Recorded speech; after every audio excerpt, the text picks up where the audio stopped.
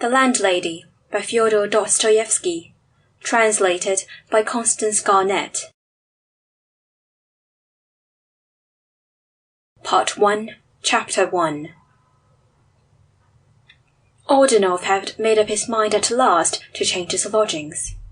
The landlady with whom he lodged, the poor and elderly widow of a petty functionary, was leaving Petersburg, for some reason or other, and setting off to a remote province to live with relations, before the first of the month, when his time at the lodging was up. Standing on till his time was up, the young man thought regretfully of his old quarters, and felt vexed at having to leave them. He was poor, and lodgings were dear.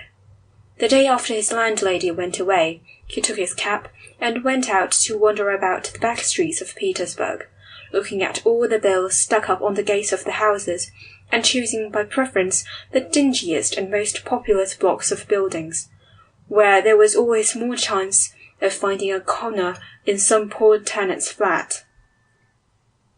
He had been looking for a long time, very carefully, but soon he was visited by new, almost unknown sensations.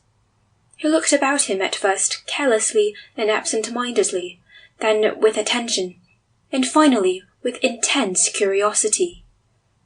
The crowd and bustle of the street, the noise, the movement, the novelty of objects, and the novelty of his position, all the paltry, everyday triviality of town life, so wearisome to a busy Petersburg, spending his whole life in the fruitless effort to gain by toil, by sweat, and by various other means a snug little home, in which to rest in peace and quiet.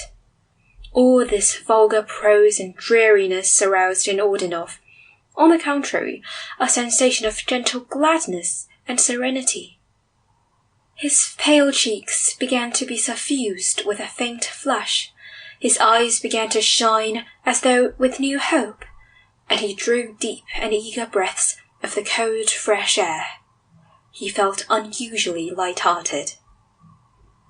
He always led a quiet and absolutely solitary life.